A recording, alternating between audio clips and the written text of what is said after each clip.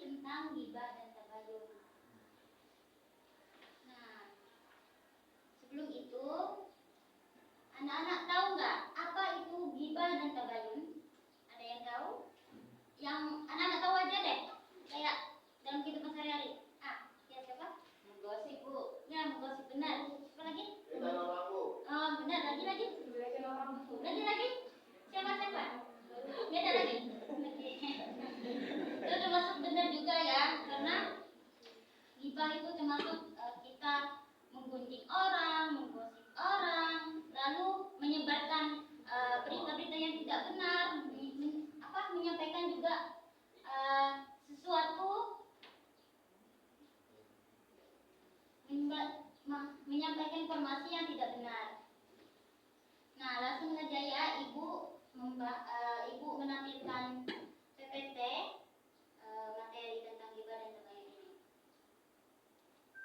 Nah, seperti yang teman-teman tadi atau anak-anak tadi bilang, bahwa ghibah itu adalah berarti menggunjing atau membicarakan kejelekan dan kekurangan orang lain. Nah, pada ghibah juga ternyata tentunya teman-teman pastikan bicaranya yang tidak baik-baik, pasti jelek, ya kan? Benar kan? Nah, dan juga pastinya kejelekan itu pasti aib orang kan? Gak mungkin kan kalau dia berbuat baik kalian gosipin, tapi ada juga sih kan? Nah, lalu pastikan teman-teman yang menggibah itu juga pastinya tipikal orang yang tidak suka sama orang yang disebutkan. Ngaku aja deh. Oke, langsung saja yang kedua itu Islam ternyata sangat melarang melakukan ghibah tersebut, karena ibaratkan dalam Islam itu seseorang yang menggibah atau membicarakan orang lain di belakang. Nah, ini termasuk dimaknakan seperti kita itu memakan daging saudara kita sendiri yang sudah meninggal. Nah, coba anak-anak bayangkan kalau kita memakan daging yang sudah busuk, gimana rasanya? Nah, seperti itulah kalau kita dibicarakan oleh orang, apalagi di belakang. Kalau di depan apa sih ya? Nah, itu yang kedua. Nah, ternyata ghibah ini juga dibicarakan dan terdapat juga dalilnya di Al-Quran surah Al-Hujurat ayat 12 yang maknanya yaitu, hai orang-orang yang beriman, jauhilah kebanyakan perburuk sangka atau kecurigaan, karena sebagian prasangka itu adalah perbuatan dosa. Dan janganlah mencari keburukan orang lain dan juga menggunjingnya. Menggunjingnya tadi apa? Menggunjing tadi? Atau ghibah. Terus seorang di antara kamu juga yang tadi ibu jelaskan tadi, kalau kita membicarakan orang lain itu seperti kita memakan daging saudara kita sendiri yang sudah meninggal. Nah, apa nggak merasa jijik teman-teman atau anak-anak? Habis itu sesungguhnya Allah juga menerima taubat dan juga Maha Penyayang. Nah, apa maksud dari Quran surah Al-Hujurat ayat 12 tersebut? Maknanya itu menjelaskan bahwa kita harus menjauhi prasangka atau kecurigaan tadi. Nah, juga tidak mencari kesalahan orang lain dan juga tidak menggunjing atau menggibahnya, karena perbuatan itu termasuk perbuatan dosa. Lalu, mengapa seseorang itu berbuat ghibah? Apa penyebabnya? Nah, di sini penyebabnya yang pertama yaitu membicarakan keburukan orang lain dengan mengangkat derajat dirinya sendiri. Oh, kayak misalkan contohnya seperti Sally. Seperti Sally. Dia merasa paling benar, paling baik,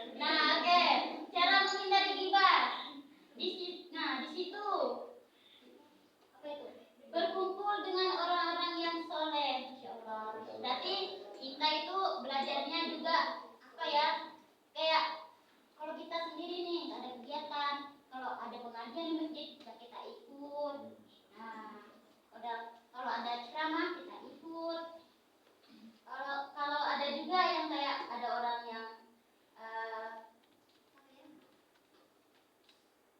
yang mengadakan kajian atau yasinan, kita ikut. Nah, karena berkumpul dengan orang soleh-soleh itu akan menambah ilmu dan juga menambah paham. Yang kedua yaitu menyadari diri bahwa Allah itu membenci seorang yang menggunjing. Nah, kita kan sudah menyadari bahwa Allah itu sangat membenci seseorang yang menggunjing atau bergosip. Nah, tentunya kita juga perlu berproteksi teman-teman, karena kita juga mempunyai aib yang ditutupi sama Allah. Nggak mungkin kita membuka aib kita sendiri kan. Nah, dan saat kita berinteraksi juga atau kita bersosialisasi, kita juga perlu menjaga lisan kita. Dengan apa? Setidaknya kalau kita berbicara, gunakan kata-kata atau bahasa yang tidak menyakiti hati orang lain. Terus berpikir positif. Di sini tuh kayak misal Dita, Ulan, terus apa lagi? Tasya misal. Mereka bertiga nih temenan. Lalu si Ulan sama si Dita ini lagi jalan, enggak ngajak si Tasya. Terus si Tasya ini positif thinking lah ya. Kayaknya mereka ini deh ngebahas cowok. Kayaknya mereka ini lagi nugas kayaknya, aku nggak diajak. Mungkin mereka lupa gitu. Ya udah gitu. Kalau ada HP kan tinggal chat kan maksudnya. Nah gitulah, pikir positif. Terus dari berpikir positif itu kita tentunya harus meminta perlindungan kepada Allah dengan berdoa supaya terhindar dari hal-hal yang buruk. Nah, tadi kan sudah Ibu bahas tentang ghibah. Nah, sekarang ini materinya tentang tabayun. Nah, tabayun. Tahu? Teman-teman pada tahu nggak arti tabayun itu? Siapa yang tahu? Tidak, Ibu. Udah, Ibu jelasin ya. Nah, tabayun ini secara bahasa berarti mencari kejelasan tentang sesuatu atau informasi sehingga muncul kejelasan atau kebenarannya. Seperti kayak contohnya ada gosip nih di kelas kita. Ada gosip kayak ada tugas. Gosip nggak ya itu ya? Enggak ya?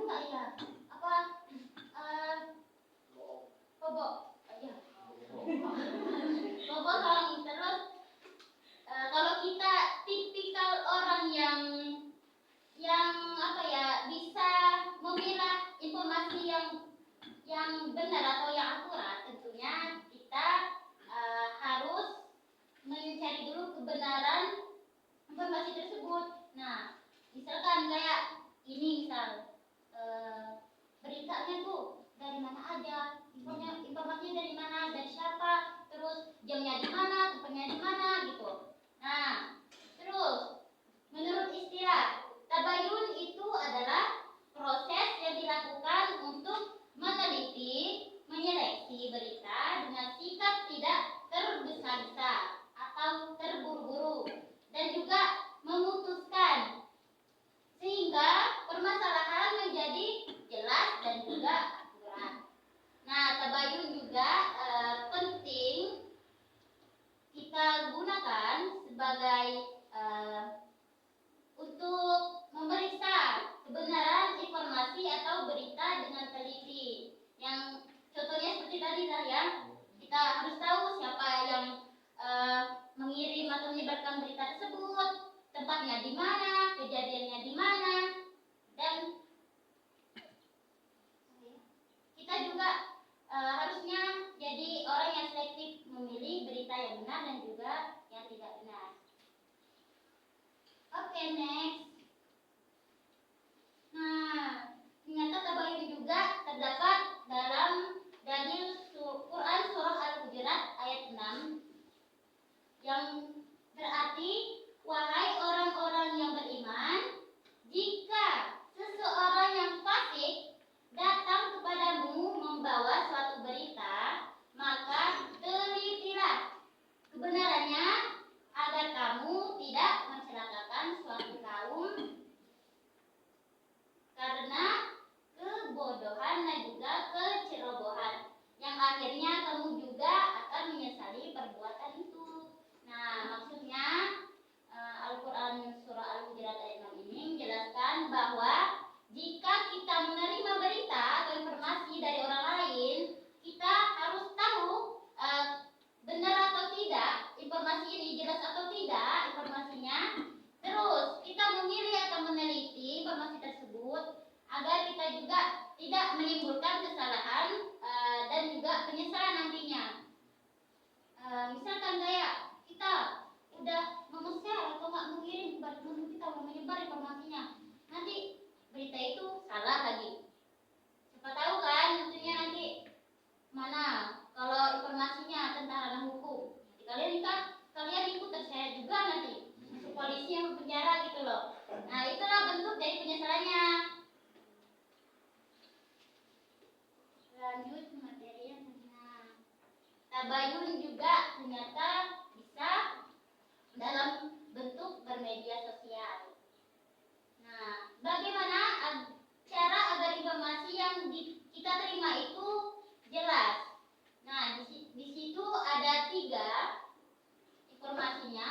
Yang pertama yaitu sumber informasi dikaitkan dengan dipastikan dengan benar karena dapat dilakukan dengan melihat kompetensi sumber yang dirujuk. Apakah ia memiliki kompetensi untuk menyampaikan informasi yang benar? Nah, yang telah Ibu sampaikan tadi, kita harus tahu siapa yang menyebarkan berita tersebut, siapa waktunya, jam berapa, kejadian di mana, gitu. Terus pastikan juga isi informasi berita yang kita sebarkan tersebut benar atau tidak.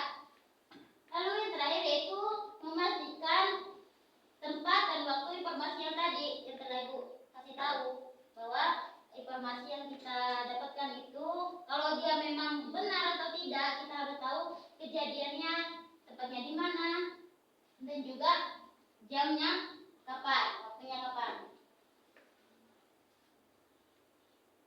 Nah, manfaat tabayun juga yaitu berhati-hati dalam menerima berita. Yang kedua yaitu menghargai orang lain sehingga tidak terjadi kesalahpahaman. Yang ketiga, kita harus berbaik sangka atau sesama teman. Nah, dan juga kita harus menimbulkan sifat kerukunan dan juga kedamaian dalam lingkungan masyarakat dan juga lingkungan keluarga. Apalagi kita yang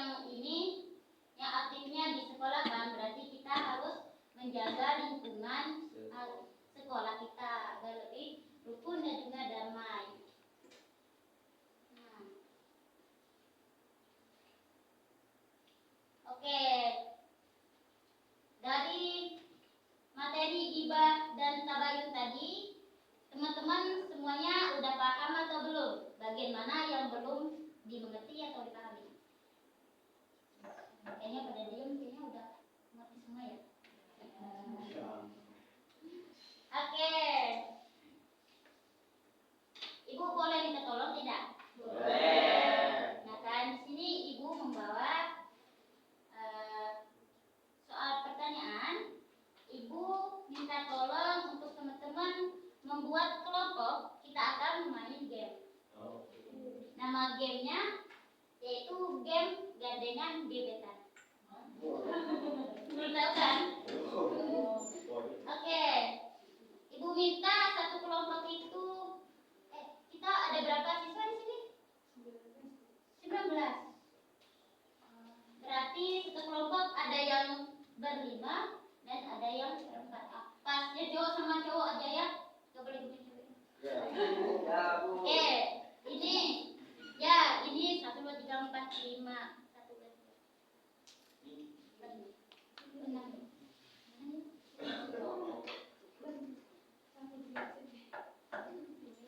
Satu ini aja ya, per baris. Tahu nggak ini cara main gamenya? Boleh nggak ibu minta tolong? Ini Mega, Bulan, Testa, Firda, maju ke depan. Nah, ini membelakangi, saya membelakangi, betul lingkar. Ya, belakangnya gandengnya teman-temannya. Nah, nanti kan dari soal tadi ibu akan menyiapkan di sini satu kelompok. Untuk satu kelompok itu satu lembar soal ya. Dan satu lembar soal itu ada 3 pertanyaan. Nah, nanti teman-teman putar dulu 3 kali. Habis itu nanti untuk satu teman itu giliran kita ngisi pertanyaan soal. Ya, maksudnya semampu atau sebisa teman-teman. Nanti giliran maksudnya. Nah, habis itu putar 3 kali. Dan putar-putar.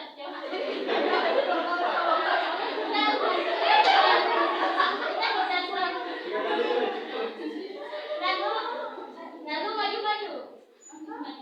Maksudnya biar dekat bangkunya gitu loh.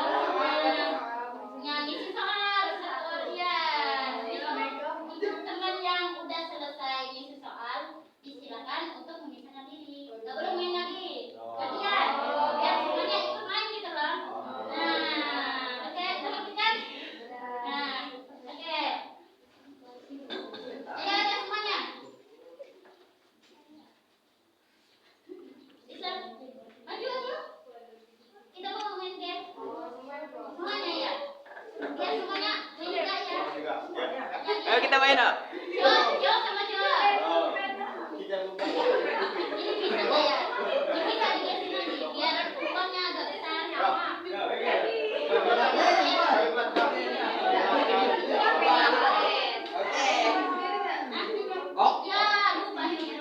Iya, siap itu kelompok pulpen ya 1. Jadi pulpen 1 yang kelompok. Ya sudah. Ini yang coba loh pulpennya. Ya. Ada nggak? Ini bukan.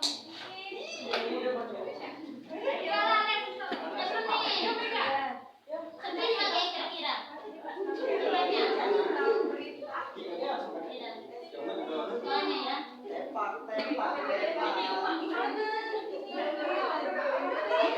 Ini kan dah. Gimana nih?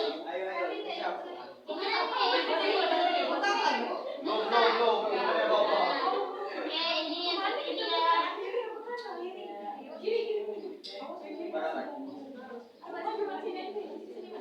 Awas hati-hati.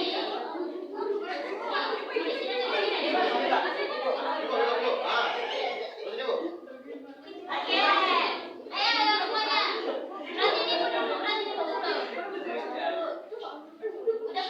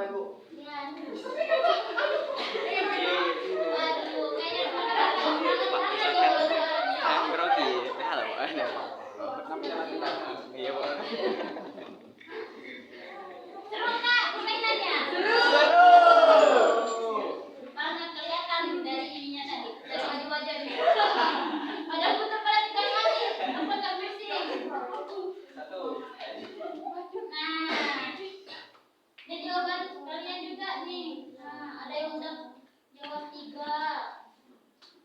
Ada yang baru ini lagi jawab 2 soal. Siapa itu? Ayo udah 3. Tulisannya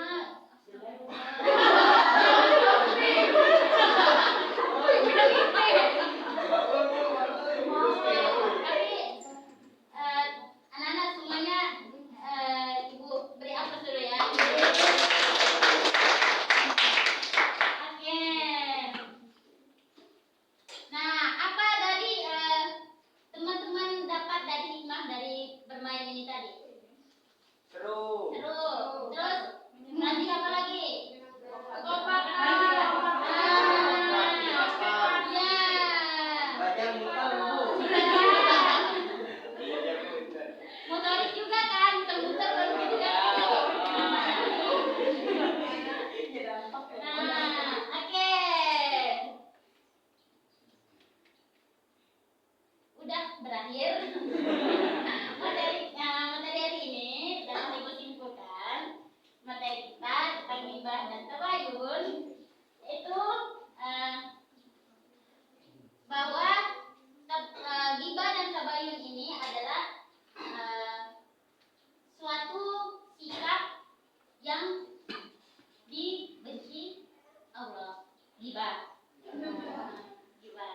Itu tabayun ini tentunya kita yang apalagi Gen Z yang umurnya udah berapa? Udah 20-an ya? Iya. Kita seharusnya kan harus selektif kan mencari informasi. Nah, tentunya kita juga tahu mencari informasi yang benar dan yang salah, dan juga bahwa perbuatan gibah atau menggunjing saudara kita atau teman kita itu perbuatan yang lalu kita juga sebagai orang yang suka menghujat atau mengomen, tentunya kita juga harus introspeksi diri. Nah, jangan merasa paling baik paling benar. Nah, tentunya kita juga yang sama-sama punya aib juga, nah nih harus mencoba memperbaiki diri.